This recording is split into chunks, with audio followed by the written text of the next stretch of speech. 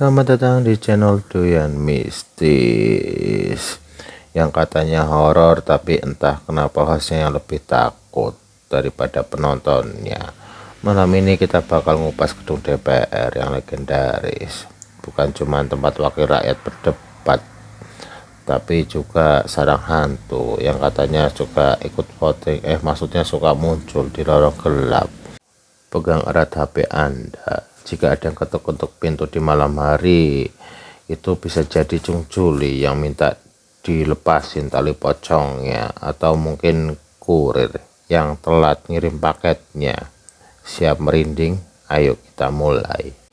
Banyak yang percaya bahwa keangkeran gedung DPR berkaitan dengan sejarah pembangunannya pada era Presiden Soekarno 1965 yang sempat terhenti akibat peristiwa G30 SPKI. Selain itu, lokasi gedung yang luas dan suasana sepi di malam hari, ditambah dengan cerita turun-temurun tentang korban pembangunan, memperkuat aura mistis. Gedung ini juga menjadi saksi sejarah penting seperti aksi mahasiswa pada reformasi 1998 yang mungkin menambah energi gaib di tempat ini. Meskipun cerita-cerita ini belum bisa dibuktikan secara ilmiah, kesaksian dari para karyawan seperti Jaja, Ahmad, Aan, Abdullah, Udin, dan Purwadi menunjukkan bahwa fenomena mistis ini menjadi bagian dari legenda urban gedung DPR. Karyawan yang sudah lama bekerja di sana bahkan mengaku sudah terbiasa dan akur dengan keberadaan makhluk gaib tersebut. Jika Anda ingin menjelajah lebih lanjut, cerita-cerita ini banyak dibagikan di media seperti Liputan 6, Kompasiana, serta menjadi topik pembicaraan di kalangan masyarakat Jakarta. Namun perlu diingat bahwa kisah-kisah ini belum terverifikasi secara resmi. Di jantung ibu kota Jakarta berdiri megah sebuah bangunan yang menjadi simbol demokrasi Indonesia. Gedung DPR MPR di Senayan dikenal sebagai pusat kekuasaan politik, tempat para wakil rakyat menyusun undang-undang. Gedung ini menyimpan lebih dari sekedar sejarah politik. Di balik dinding-dinding megahnya tersimpan cerita-cerita mengerikan yang membuat bulu kuduk merinding, dari penampakan kuntilanak merah hingga arwah pekerja bangunan yang tak pernah tenang. Gedung DPR adalah salah satu tempat paling angker di Jakarta. Malam ini kita akan menyelami kisah-kisah horor nyata yang dialami oleh karyawan, satpam, dan pekerja di gedung ini. Siapkah kalian menghadapi misteri yang tersembunyi di balik kubah kura-kura? Kisah ini dimulai pada 1965 saat Presiden Soekarno memulai pembangunan gedung DPR yang dulu dikenal sebagai Gedung Konevo. Proyek ini sangat ambisius, namun penuh tantangan. Di tengah gejolak politik menjelang peristiwa G30 SPKI, pembangunan sempat terhenti. Konon banyak pekerja yang kehilangan nyawa selama proses ini, entah karena kecelakaan, kelelahan, atau hal yang tidak bisa dijelaskan. Ada yang bilang cairan merah dan keringat para pekerja ini masih melekat di dinding-dinding gedung, menciptakan aura gaib yang tak pernah hilang. Bahkan untuk menenangkan arwah-arwah tersebut, konon dilakukan ritual khusus dengan menanam pohon kelapa di sekitar gedung. Tapi apakah ritual itu cukup untuk menenangkan mereka? Ada yang bilang cairan merah dan keringat para pekerja ini masih melekat di dinding-dinding gedung, menciptakan aura gaib yang tak pernah hilang. Bahkan untuk menenangkan arwah-arwah tersebut, konon dilakukan ritual khusus dengan menanam pohon kelapa di sekitar gedung. Tapi apakah ritual itu cukup untuk menenangkan mereka? Salah satu gedung yang paling sering disebut angker adalah Gedung Nusantara, tempat ruang-ruang penting DPR berada. Di sini cerita tentang kuntilanak merah menjadi legenda di karyawan.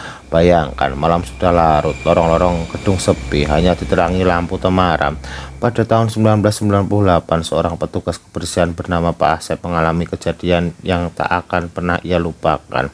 Saat ia tertidur di ruangannya setelah lelah bekerja, tiba-tiba ia terbangun di tempat yang asing, bukan di ruangan tadi, melainkan di tempat yang sudah tua, yang sudah lama tidak digunakan. Jantungnya berdegup kencang. Ia bersumpah tidak berjalan sendiri ke sana. Lalu siapa yang membawanya?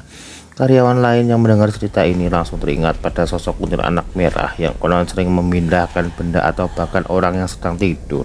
Tapi kuntilanak bukanlah penghuni satu-satunya di sini. Pada tahun 1997, seorang pekerja kebersihan bersama Suwito mengalami kejadian yang lebih aneh di taman belakang gedung Sekjen DPR yang sekarang sudah jadi area parkir. Ia bertemu dengan seorang perempuan cantik. Perempuan itu mengajaknya mengobrol, bahkan menggodanya untuk pergi bersamanya. Suwito yang merasa terpesona mengikuti ajakan itu. Namun ketika rekannya Aam Abdullah menemukan Suwito ditemukan dalam kondisi setengah sadar, hanya mengenakan celana dalam tanpa ada tanda-tanda perempuan di sekitarnya. Konon perempuan itu adalah siluman yang suka menggoda para pekerja malam. Cerita ini membuat banyak karyawan takut melintas di taman itu setelah matahari terbenam. Lantai 3 Gedung Nusantara 3 adalah tempat yang paling ditakuti di sini. Ruang kerja pimpinan DPR menjadi saksi berbagai kejadian aneh. Miftahul Ihsan, seorang office boy yang sudah lama bekerja di gedung ini, pernah menceritakan pengalamannya. Saat sidang MPR berlangsung, ia mendengar suara perempuan menangis di sebuah ruangan lantai 3. Awalnya ia mengira itu suara manusia biasa, tapi ketika ia memeriksa, ruangan itu kosong melompong. Rekan-rekannya juga pernah merasakan hal serupa. Bahkan ada yang sampai merasa ditindih sesuatu saat tidur di ruangan. Yang lebih mengerikan, seorang staf pernah melihat sosok perempuan berpakaian putih berdiri di dekat tangga, lalu tiba-tiba menghilang. Suara keran air yang hidup sendiri di ruang kerja ketua DPR juga sering terdengar, padahal tak ada siapapun di sana. Gedung utama DPR yang dijuluki gedung kura-kura karena bentuk kubahnya juga punya cerita sendiri. Konon arwah para pekerja yang wafat saat pembangunan masih bergentayangan di sini. Banyak karyawan yang mendengar suara langkah kaki di lorong kosong, derit pintu yang tiba-tiba berbunyi, atau bahkan alunan gamelan di tengah malam. Ada pula cerita tentang bau aneh, kadang wangi bunga cempaka, kadang bau busuk yang muncul tiba-tiba lalu menghilang. Satpam yang berjaga malam sering merasa seperti diawasi meski lorong-lorong itu kosong. Kalau kamu pikir toilet adalah tempat yang paling aman, pikir lagi. Di gedung Sekjen DPR, beberapa kamar mandi dikenal sangat angker. Seorang satpam pernah melihat sosok pocong di pojokan toilet, membuatnya lari ketakutan dan tak mau berjaga sendirian lagi. Karyawan lain sering mendengar suara air mengalir atau orang mandi, padahal toilet itu kosong. Akibatnya, beberapa kamar mandi bahkan sampai disegel karena dianggap terlalu menyeramkan. Bayangkan, bekerja larut malam, lalu mendengar suara air dari toilet yang seharusnya kosong. Berani coba. Tapi apa sebenarnya yang membuat gedung DPR begitu angker? Banyak yang percaya kejadian-kejadian ini terkait dengan sejarah kelam pembangunannya. Selain pekerja, gedung ini juga menjadi saksi peristiwa besar seperti reformasi 1998 ketika mahasiswa menduduki gedung untuk menuntut perubahan. Energi emosional dari peristiwa-peristiwa ini diyakini meninggalkan jejak gaib.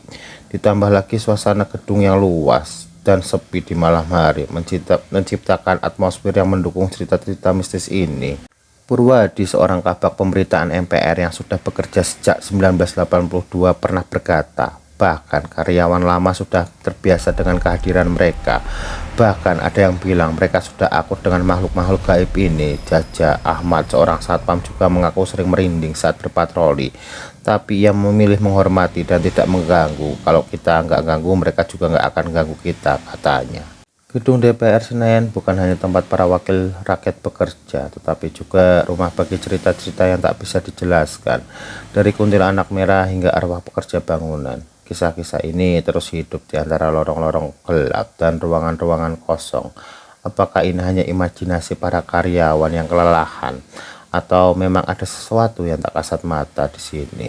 Satu hal yang pasti, jika kamu suatu saat berkesempatan mengunjungi gedung DPR di malam hari, pastikan kamu tidak sendirian. Dan kalau tiba-tiba mencium bau cempaka atau mendengar suara air mengalir, mungkin ada sesuatu yang sedang memperhatikanmu.